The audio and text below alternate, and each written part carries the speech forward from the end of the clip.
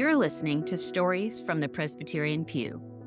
This podcast is a resource of Advocacy from the Presbyterian Pew, a 501c3 nonprofit dedicated to educating lay people in the PCA, the Presbyterian Church in America, about PCA church government and process. On our website, we offer free, self-paced courses to help you understand the Book of Church Order, the BCO. These courses cover how the BCO works in theory, but what does it actually look like in practice?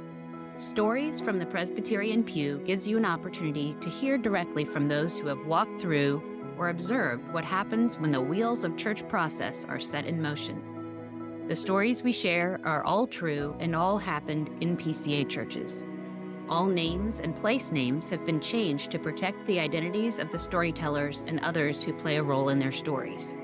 Our goal is to facilitate understanding and awareness. Think of these stories as case studies, embodied and brought alive by the voices of our storytellers.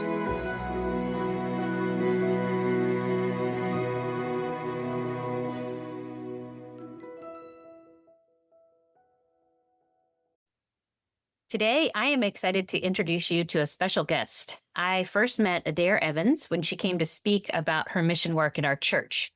She spoke to the adult Sunday school class, and our pastor told us ahead of time about the topic of her discussion and that we were welcome to bring our kids with us to that talk at our discretion if we felt like it would be appropriate. And so we did have our older kids sit with us and learn about what it is that Adair does as a missionary. Our church building is an old building, and it's quite a labyrinth. So between Sunday school and worship, Adair needed someone to help her find her way back to the parking lot and to her car. And I had an opportunity to walk with her and just talk with her some about some of the similarities she's observed between the destructive views of women and sex in the work she does with victims of sex trafficking in Germany and some of the unhealthy views of women and sex that we see in American evangelicalism. I was so encouraged and inspired by what she shared, both with us as a whole church and then with me in our individual conversation, that I was really looking forward to hosting her on the podcast so that I could introduce you to her also. Adair is currently on what's called home mission assignment. So she's in the States visiting churches that support her to update them on her work and to connect with new potential sponsors and supporters. I've included her contact information in the show notes if you're interested in finding out more about her ministry and getting on her mailing list for regular updates. I'm so thankful to have Adair with us to share about both the ugliness and also the beauty of what she's witnessed in her work. Adair, why don't you just start by telling us some about your background, your testimony? Did you grow up in the church? How did you come into a relationship with the Lord?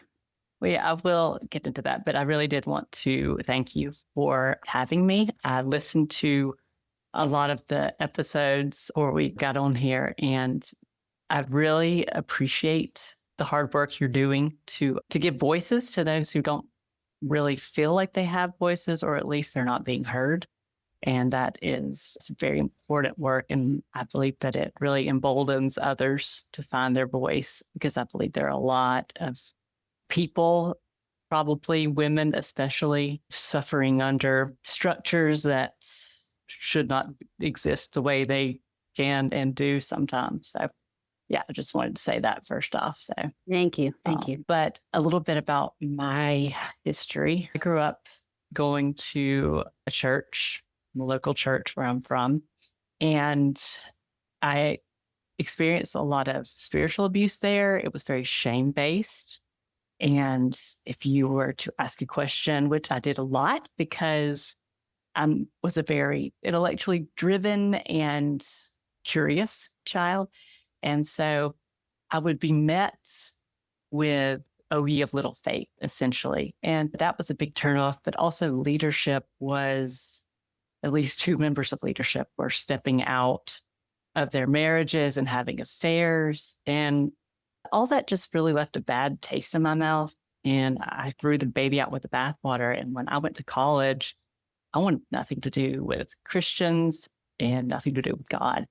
In college, I was sexually assaulted, and that experience absolutely shattered my sense of safety and dignity and self-possession. And it left some pretty deep, albeit invisible wounds. For years, I carried that shame. And I think as women, we are often just so impacted by shame that doesn't belong to us. That is not my shame to carry. But I wasn't aware of that at the time. And I spent many years of my life searching for, I guess, healing. I was looking for peace and a joy that was more than a lasting joy, not just a moment of happiness here and there. But I was really searching for my identity in all the wrong places. I was making a lot of self-destructive choices. And I was just really desperately trying to fill this profound emptiness inside me where I believe we are made to be in relationship with our creator. And if that relationship does not exist, you will try to fill it with whatever you think is the answer. I was a committed Buddhist for a while, a lot of new age stuff, but of course, none of it brought that peace and joy that I was searching for. At the age of 29, my life was in ruins, basically, and I really didn't care if I lived or died. My mom's convinced me to move back to Alabama with her for a little while.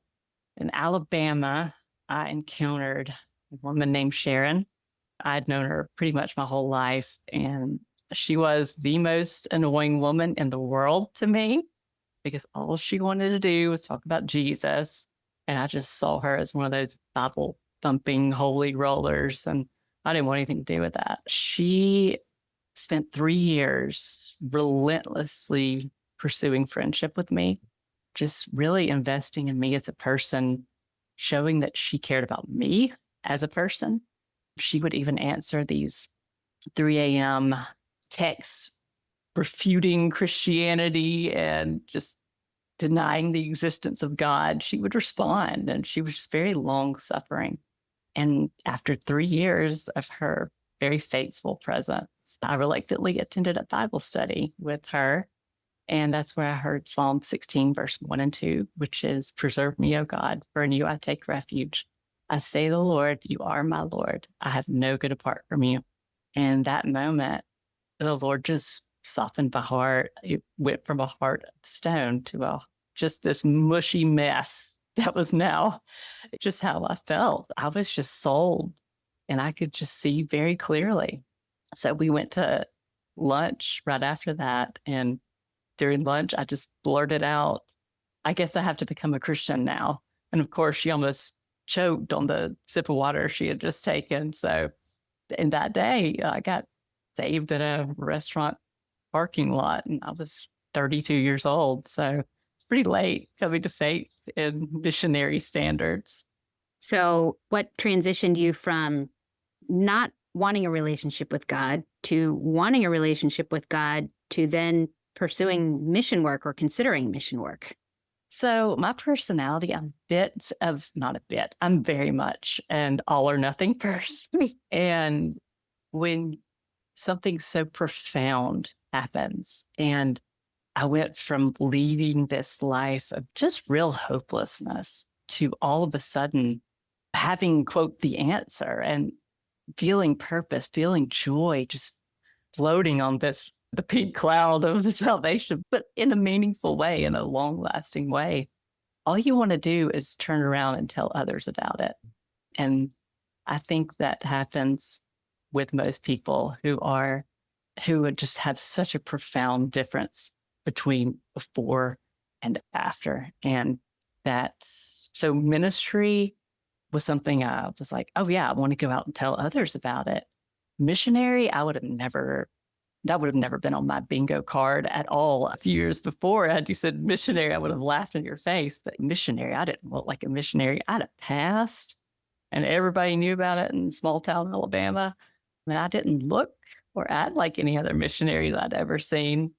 I already had a heart for Germany, one that was put there before I was a Christian. I like to call these things the Lord's providential breadcrumbs, because in college, I actually majored in history with a big time focus on German history, and took 4 semesters of German just for fun, etc. I really loved Germany and the German culture. And once I started doing some outreach ministries, one of those was strip club outreach in North Alabama. And I really recognized that my heart was for women in situations of desperation and how others use that to exploit them, and just how disproportionately and catastrophically women are impacted by various and assorted situations and circumstances, whether it's wartime flight from one's home by poverty, broken familial systems.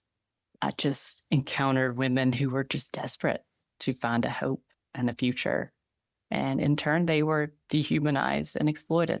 But again, I didn't know, okay, Germany and sex trafficking, does this even go together? And quick Google search pretty much showed me, yes, they very much went together. And that was pretty clear from then on out what the Lord had called me to and had been preparing me for my whole life.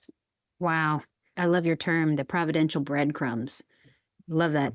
So once you realized that perhaps you could be serving both those who've experienced sex trafficking and connecting that with Germany, you decided to go the route of getting involved with MTW, which is MTW stands for Mission to the World. It's the PCA's international missions branch. So can you tell us a little bit about what was that process like? How do you get signed up with Mission to the World? I don't remember a whole lot about the process. It was COVID times when I was going through most of it, but I remember there was a lot of interviews, a ton of applications, a lot of sort of deep dive mental health questionnaires and personality, Myers-Briggs, stuff like that. But they really did try to, I guess, feel you out to see how mentally healthy and stable you are, how spiritually healthy and stable you are. But for me, that process was okay, just not a big deal because I spent a lot of my time in my late 20s in rehab. So I had to do a lot of the tough work of real self-examination. So that was easy for me to be like, oh yeah, this is not a problem. And I have issues with that. And this stems from this. And yes, there's a broken or dysfunctional family element here. So it was pretty easy for me to just be transparent about everything. And so that part was not as difficult for me. And granted, at every turn, I thought they were going to be like, "Woo, this girl cannot be a missionary." But they didn't. Yeah. But I think I only had one in-person training just because everything was online. And that was right before I left for the field. But I don't really think that anything can prepare you for being on the field other than just being on the field, trial by fire. And I wasn't a sheltered person and certainly wasn't disillusioned by what the real world is like. Maybe my experience was quite different than others. Once you were registered or connected with MTW, then did you craft your project outline or your mission statement about what it was you were going to be doing and where? So there was already an opportunity that would make it reasonable for me to start this ministry. And that is that our flagship church, MTW's flagship partner church in the city where I work, has a red light district outreach ministry. And so that was the easiest way for me to say, okay, this is what I want to do. And this is how I'm going to start doing it, is through our partner church. And so that made the process a lot easier. And I just took it from there. So do you have somebody who's your supervisor in MTW? Is that somebody in the United States or is there somebody local in the geographic region? How does that work? I have team leaders on my team. We meet once a month and they give me a lot of room to figure out what this ministry can look like, what it should look like. And they do a great job of supporting me through that while still having to recognize my all or nothing personality and pull back the reins a little bit because I do have a tendency to do too much. There is the one up of direct leadership, team leaders, and then there's someone who's over the German speaking region, and I am in contact with him as well and his family. And the Europe wide is also in Germany. So I'm in contact with them, but above that, I couldn't tell you. And Lloyd Kim is the president. So There you go. Yeah. but they all, I will have to say, they are all accessible, and everybody is very receptive to everybody that I have encountered has been very receptive to feedback and concerns. And I have expressed concerns, and I felt like I was heard. That's encouraging to hear. So I know everybody's really eager to hear about your work and what you do, but I also know that you have a fair amount of insight into kind of the background, the German culture. So before we dive into what you're doing, could you just paint us a picture? Like, what is the culture like in Germany? The legal aspects of sex work, the cultural perceptions of sex work? Give us a little background there. Okay. First, I guess it's important to really paint the broad picture that Germany is known as the brothel of Europe. Most people think that Amsterdam is the prostitution capital of Europe, but Germany has way more prostitutes per capita. And I've even seen some statistics that are saying that it's overtaken Thailand in popularity as a destination for sex tourism just because of European accessibility, which is pretty shocking because anybody who knows what it looks like in Thailand, that's just horrifying. Every day, 1.2 million men buy sex in Germany. And the head of the human trafficking department in Hamburg said that 95% of prostitutes are forced prostitutes. And the average age of entry into forced prostitution is 12 to 15 years old. So this is heavy stuff, and it's something that begins very early. This exploitation it's an industry that just churns girls and women in a way that there's just little hope of getting out without help. But to the legal part of it. So I think the most common thought process of the German mindset towards prostitution can be summed up in essentially one sentence, and that is men need access to prostitutes or else they will go out and rape real women. And you hear all the stuff that you hear in the US as well. It's the oldest profession in the world. Why not let girls get money for what they would otherwise just give away for free? It has become a huge financial and visual part of society where they're used to it. It's normalized. And there's almost this idea that, what are you going to do now? You can't change that. And then all these women will lose their jobs.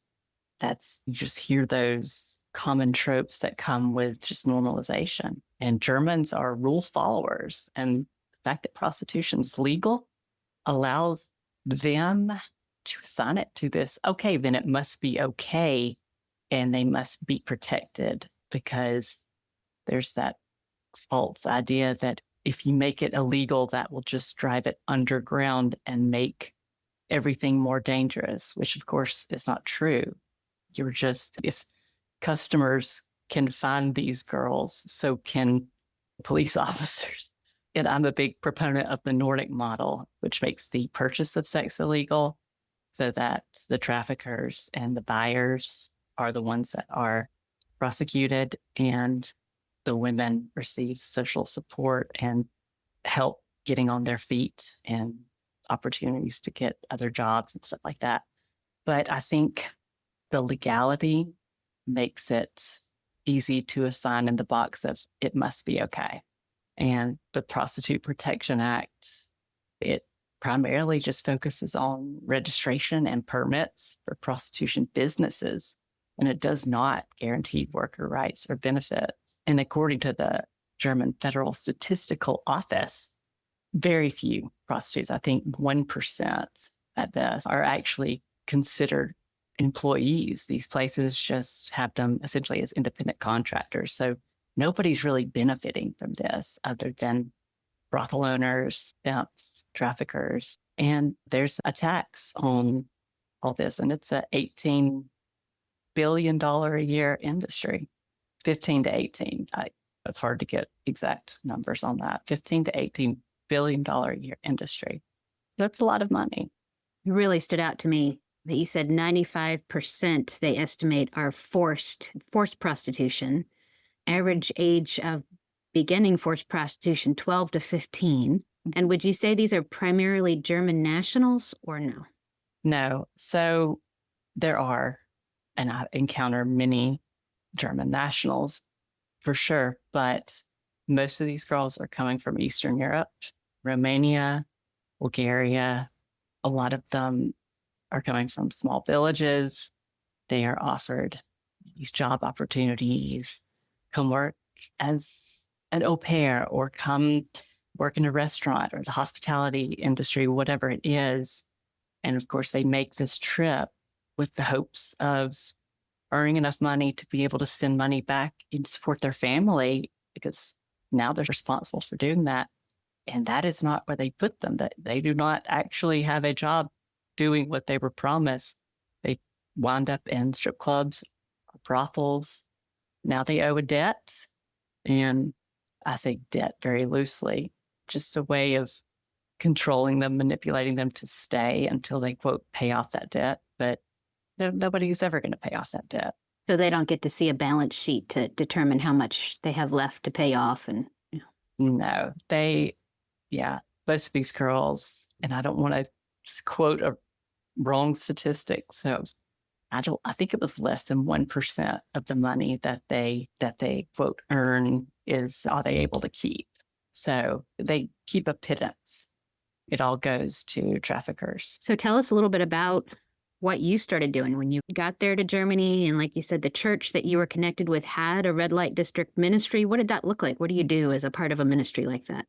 So I essentially started ministry as soon as I touched ground in Germany, because brothel outreach happens at night. So I could do language learning during the day and then do ministry work. So that was good to just be able to just get in there right away, because I was very motivated to do something about the situation, or as much as I could.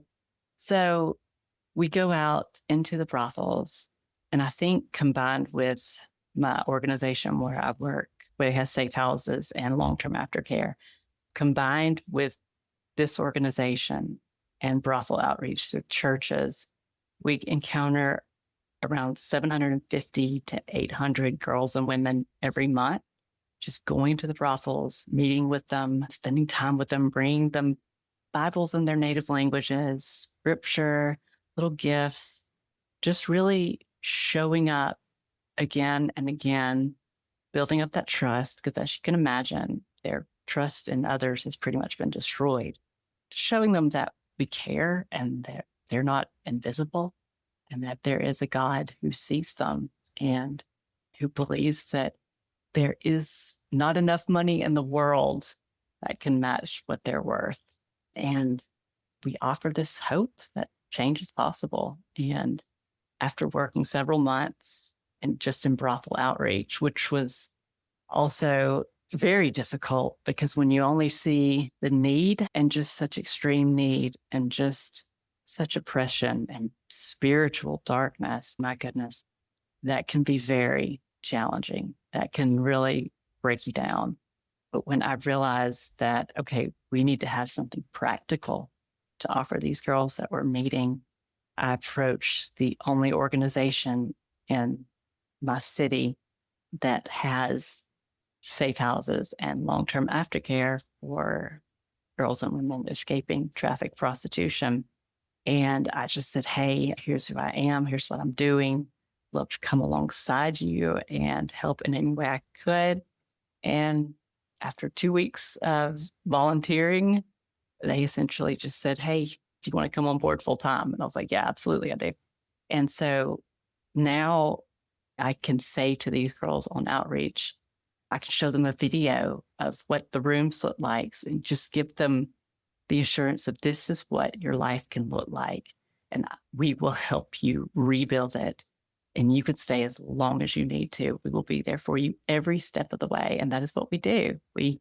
Everything. We have social worker that helps with registration, documentation, because these girls' identification, it's been taken, and language learning, trauma counseling and therapy, discipleship, of course, just that daily 24/7 discipleship with every single encounter, every question, every concern, every moment where they need support or need help or need to vent. There's this gospel message that runs through it all. And most of our girls stay years.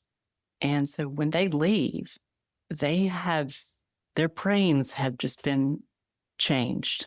So all those neural pathways have been rewired, and they really process everything through this gospel message and through who they are in Christ. And when you see somebody who has been completely broken and beaten down and treated only as if they are an object whose only worth is whatever some man wants to do to her at that time, then that brokenness, that just shame as well. When you see that girl suddenly just light up and suddenly walk in this freedom of Christ, it's just the most astonishing, beautiful message of the power of the gospel and just Jesus's heart for the literal least of these. And they're all about it. There isn't a group that is more desperate, more open for the message of hope than women who are being trafficked for sex. Because there is no illusion of control over your circumstances. These girls have no control. None. Most of them, I think 90% of them can't even enforce the use of condoms. They have to be with 7 to 30 men every day. And that's unthinkable, especially as women. It's unimaginable. It's such dark evil to think about. And yet the beauty of the gospel that you've illustrated in these situations is even more starkly bright and beautiful against that dark, dark backdrop. Let me ask you some questions that this might be obvious to some who are listening, but others might be wondering about it. Okay, so a girl comes from another country. She thinks she's going to work in a restaurant. It turns out she's a sex worker. Why doesn't she just go get a different job? Why does she stay there? Why not just leave? Yeah, it doesn't really work like that. But that is a question that I get semi-frequently. From the outside, it does look like they could just walk away, but the reality is much more complicated. Many of the women in prostitution in Germany come from very vulnerable backgrounds. Like I said, a large percent are from Eastern Europe, like Romania, Bulgaria. And once they arrive and find out this job doesn't exist, even though they're not physically locked in a room, they are trapped in other ways. Like I said, the debts, there can be threats against them or their families.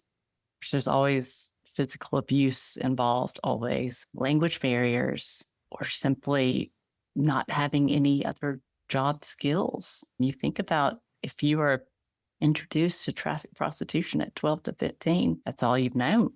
Many of them come from extreme poverty and they've got to send money home. And at some point, even through their culture or certainly through this process, they are taught over and over again to believe that they're worthless, that they don't deserve anything better. The traffickers are very skilled at manipulating them, isolating them, and over time, the trauma and shame itself becomes a part of what holds them there.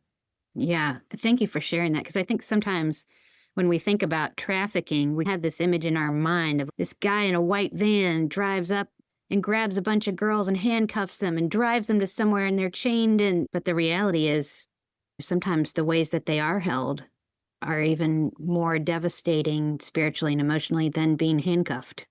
If you have somebody chained to something, they're always going to fight against that.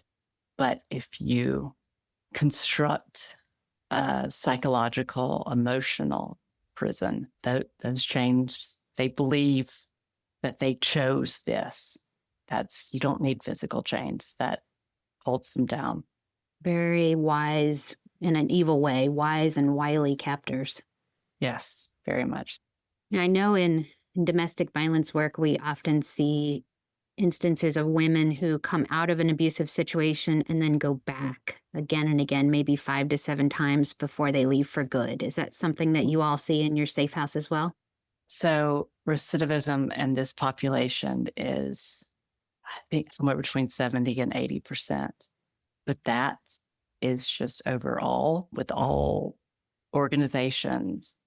But that is also just addressing, okay, let's heal you from your trauma. Let's train you to do something else, to work somewhere else, to have another trade. And then, okay, good luck out in the world. If you don't address the spiritual side of things, if you don't give them a place to lay down that shame, to really help them to recognize their worth through the eyes of their creator, it's just going to be just really difficult to truly recover and to truly move on. We have seen just incredibly low numbers of recidivism. I think maybe only two, maybe three of our 28 that have been through the program since 2018 have gone back to prostitution. And that is something that I think we can also change once this ministry grows a bit and we get out of just survival mode, because I think I'm recognizing what causes that. And it's because these girls are coming from communities and they were raised in large communities with a very communal sort of mindset, and places like the US, places like Germany, very individualistic. And I really in the future want to work with organizations in Bulgaria, Romania, just to figure out how we can do it better, how we can make sure that they feel just a part of a community so that they don't make that knee-jerk reaction because they're lonely, because they miss something like that. We want them to feel whole and supported. And I think there are ways to just really even shave down that recidivism more than that. But I believe that the results that we're seeing, they're astonishing. They just blow it out of the water, really. And Wow. I absolutely credit that to the fact that we do counsel them from a Christian perspective. And, what Jesus is the only thing that could actually do permanent heart work that changes the person and that makes them feel full. Yeah. So you mentioned that your suspicion is something that might draw girls back in is a desire for community. So that sounds like another one of those kind of invisible chains that might keep them stuck, is thinking, these are the people who understand me, or this is where I fit in. Right. Yes, absolutely. I think you hit the nail on the head there. That's all they've known as human beings, period. I don't care what your background is. We go to extreme lengths to avoid being uncomfortable. And change is always uncomfortable. Even if you are sitting in the worst situation that one can imagine, you don't know what's waiting if you make a choice to reach out for help and accept that help. And that's terrifying. As people on this side of it, where we're not in those situations, it's easy for us to say, oh, everything's better than that. Why wouldn't they just reach out for help? But we are the same people that make those same decisions to not change because it's uncomfortable, because it's scary. It just looks a little bit different than what they're doing. That's such a helpful reminder that There might be some things as you're describing it where we're thinking, wow, I just can't imagine. I can't relate. That seems so foreign. And yet, the way you frame this is a reminder that at the end of the day, there's a whole lot similar about human beings. No matter what the kind of outward challenges are, we are still so similar in our core and our motivations and our fears and our desire for community and being safe and being welcomed. I'd love to know if you have some stories you can share about any of the particular women that you've worked with or helped. Yeah. I thought really hard about this one, just about because this is going out to the world and not just a small church group. I have to be careful to protect identities, but I would love to share a few stories that give a glimpse into what these girls and women face. One young woman I worked with came from Eastern Europe. She was promised a job as an au pair in Germany. She arrived, same story. Documents were taken. She was forced into prostitution. For months, she was controlled through fear, threats against her family. And if she did not have the exact amount of money she was expected to bring to her pimp, every day, every night, there would be brutal consequences. And you only have to experience that once to know it in every fiber of your being. So she was terrified to reach out to us. She was always very curious about who Jesus was and why he would care about somebody like her.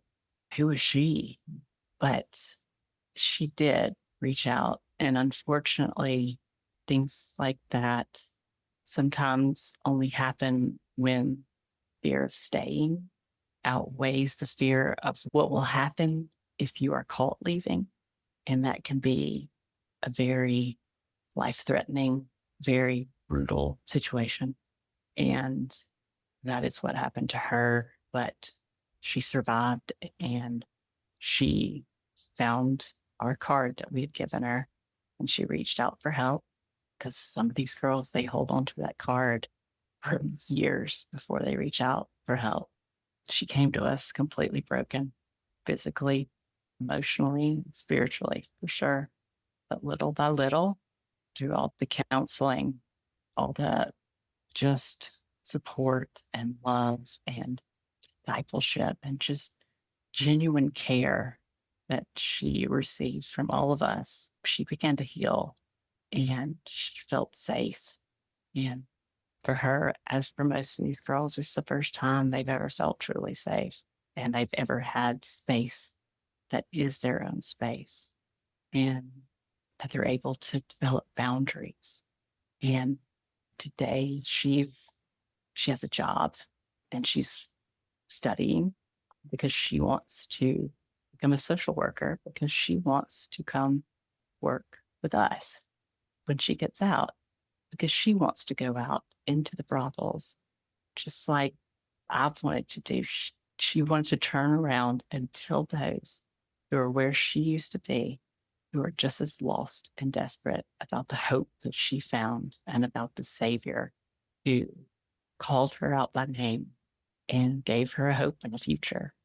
And it's just the incredible way ministry in the face of such profound darkness works is that it creates resilient women, resilient people who won't be held back by anything, who are bold and who will tell everybody about their Savior and their Creator and, yeah, the hope they found through Him and the freedom that is only found in the gospel.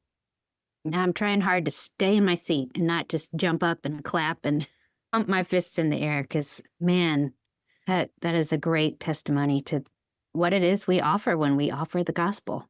It's not a small thing. No. And if anybody is thinking about working as a missionary, doing ministry work, let me tell you, I've considered myself very blessed.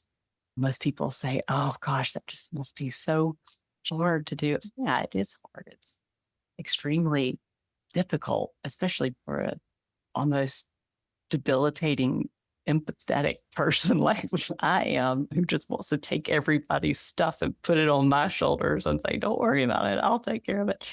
But when you are on the field, especially in a quote, comfortable place like Germany, I've seen a lot of missionaries just say, I feel like I've just been spiritually lulled to sleep.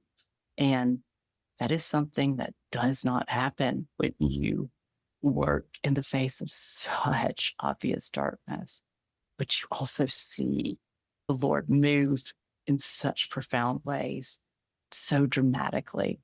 And I tell you what, it just really throws gasoline on the fire of just passion for ministry. It really does.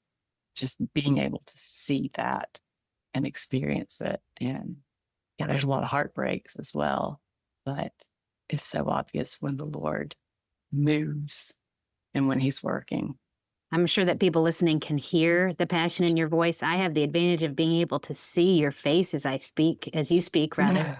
And I see the passion and the joy in your face as you talk about that. And it's inspiring. So I know part of your role as a missionary is that you need to go speak at churches and share about what you do. And I'm sure you've got congregations that support you. And you mentioned, we talked a little bit about some maybe of the misconceptions about sex trafficking and things like that. Are there any regular questions that you get or misunderstandings that you encounter as you tell folks in the US about what it is you do in Germany? Oh, yeah. I don't know that we've even gotten that deep into all the misconceptions I'm confronted with, especially about how the sex trade actually works. And I think that there's a lot of things that I would love to share with the listeners just so they'll be aware. And yes, one of them is very obviously is that it doesn't look like the movie Taken. Such a very small percentage of sex trafficking looks like that. So in the US, certainly more hidden in plain sight, as well as in Germany. In Germany, it's just easier to put your products out on the street. But anytime there is someone who's, especially a young person who is vulnerable, these traffickers are just so good at picking those, mostly girls, obviously, but boys too, just picking them out. And the internet has just really made a highway, just made it just so easy. And they're professionals at this. And you think about the classic angsty teen, it's not hard to work your way in as a trafficker and, oh yeah, your parents really are whatever. And just they love bomb. And then they start to isolate these children from their families, from their friends. And then once they've got them away from everybody else, and it turns and they start to pump them out. I don't know if everybody has heard of the Tate brothers, but this is what they did and what they're being prosecuted for, and hopefully will continue to be prosecuted for. But it's called the lover boy or the Romeo pimp method. That's very common. And so that's something I would love for people to just really be aware of. But I'd say the biggest wall that I come up against is biggest obstacle is really to get into the door of churches. A lot of churches don't even want to touch this ministry because it's messy and provocative, and people don't want to talk about it at church. It's easier just to say, we only support church planners, and understand that many churches prioritize church planning, and rightly so. But what we're doing in Germany is not separate from that mission. It's an essential part of it. We're reaching the people most church plants can't reach on their own. Women who have been trafficked and exploited and discarded by society. And it doesn't just have to be trafficked women. It can be addicts. It can be the unhoused, because we're not just rescuing, we're discipling.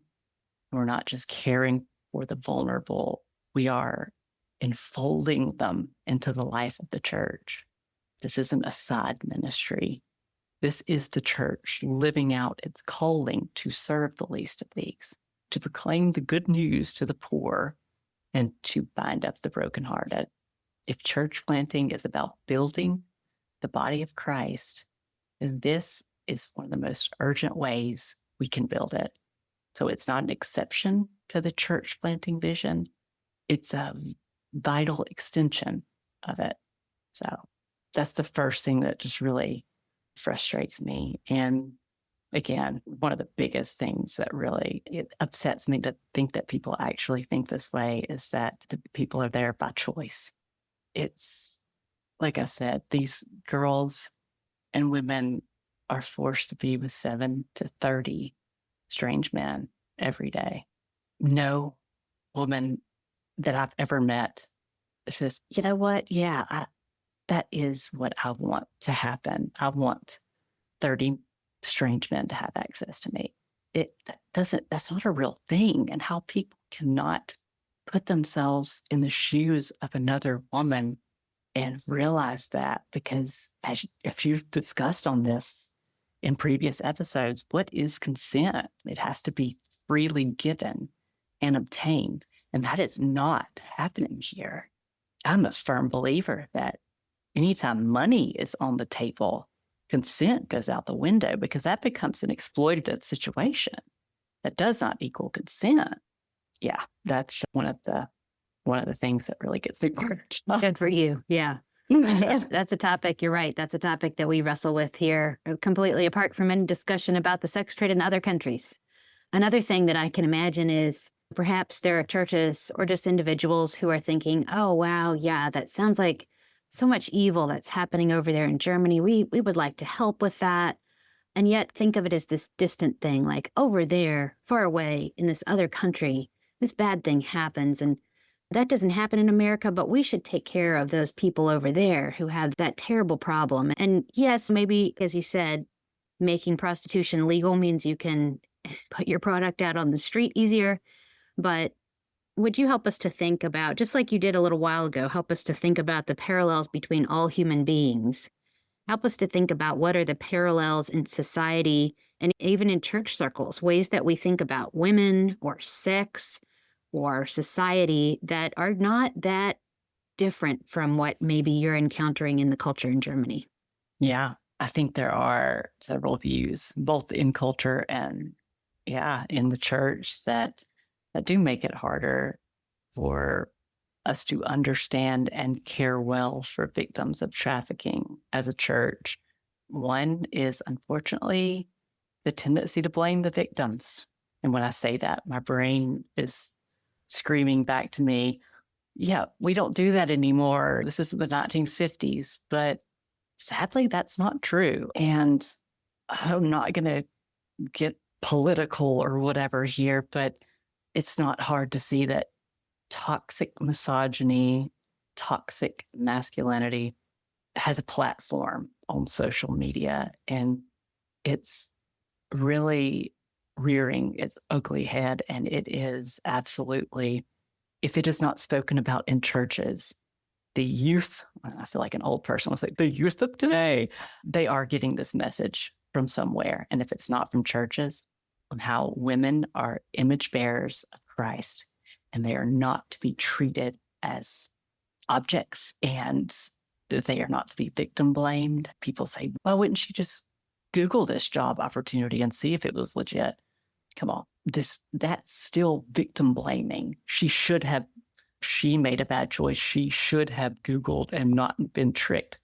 That's victim blaming. And this view completely overlooks the power of coercion and manipulation and vulnerability that traffickers exploit. And many victims didn't have choices at all to begin with. And for us, and I'm speaking for myself as well, we are so privileged that we take a lot of things for granted. A lot of decisions are made just out of, there's not another way out, not a way out that they can see. And we can't just assume it's simply personal failure or moral failure and miss this injustice that is going on. One of my favorite things that Tim Keller says, and I have many a Tim Keller quotes saved in my notes section of my phone, is that, oh, let me find it. Okay, here we go. So Tim Keller said, when God put his image upon us, we become beings of infinite value. The image of God carries with it the right not to be mistreated or harmed. Meeting the needs of the orphan, the widow, and the poor immigrant is a sign that our relationship with God is not just formal and external, but internal as well. If a person doesn't care about the poor, it reveals that at best, he doesn't understand the grace that he has experienced, but at worst, he has not really encountered the saving mercy of God. Grace should make you just. Boom. Yes. Yeah. Amen. He goes on, and it's just, there's no better way for Christians to lay a foundation for evangelism than by doing justice. This is done through relationship, visitation, and friendship.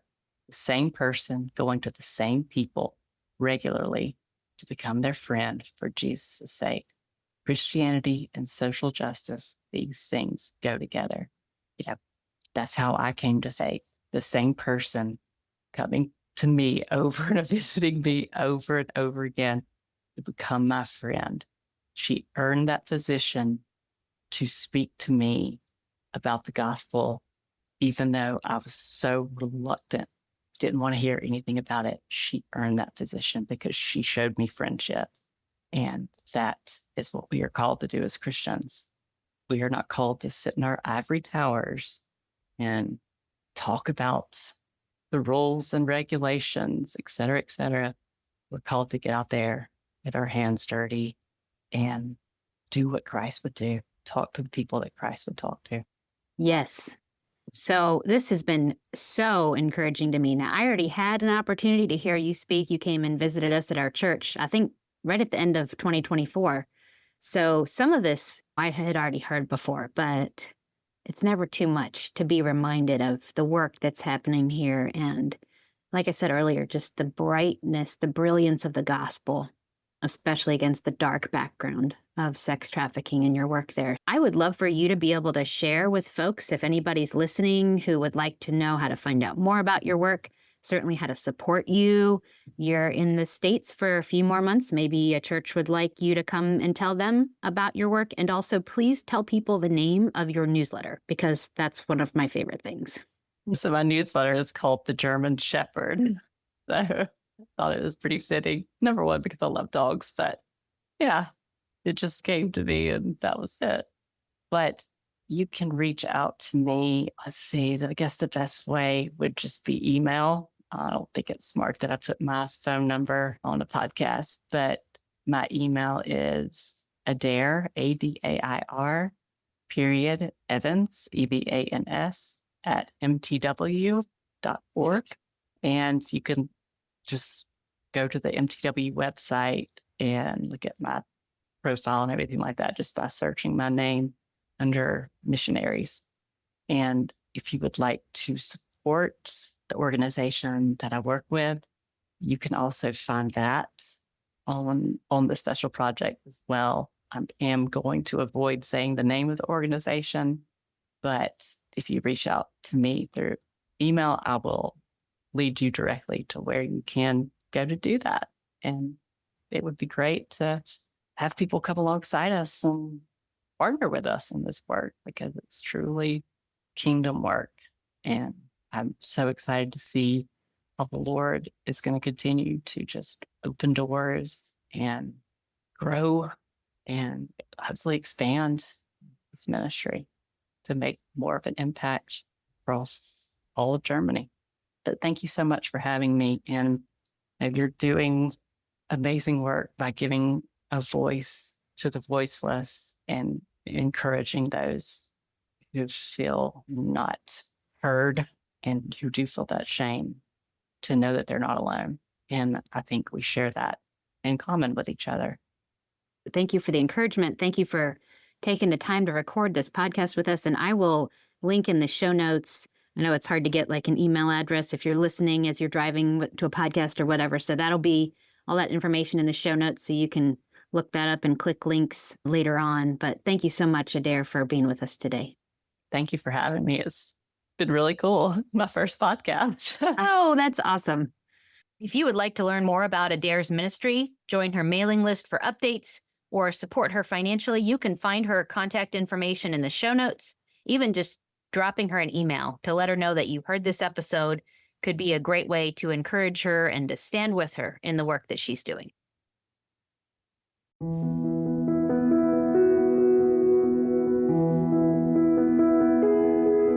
Thank you for listening to today's episode. Stories from the Presbyterian Pew is a resource of Advocacy from the Presbyterian Pew, a 501c3 nonprofit. We are 100% volunteer run and 100% donor supported. We want to keep this podcast ad-free, but in order to do that, we need the financial support of listeners like you. To make a one-time or recurring contribution, please visit presbyterianpew.org/donate. If you are interested in learning more about the governing document of the PCA, the Book of Church Order, please check out our free self-paced courses at presbyterianpew.org/courses. And if you have a question about PCA church government or something you have experienced in a PCA church, you can reach out through the form on our website at presbyterianpew.org/contact. Towards hope and healing, I'm Lena Sutherland with Advocacy from the Presbyterian Pew.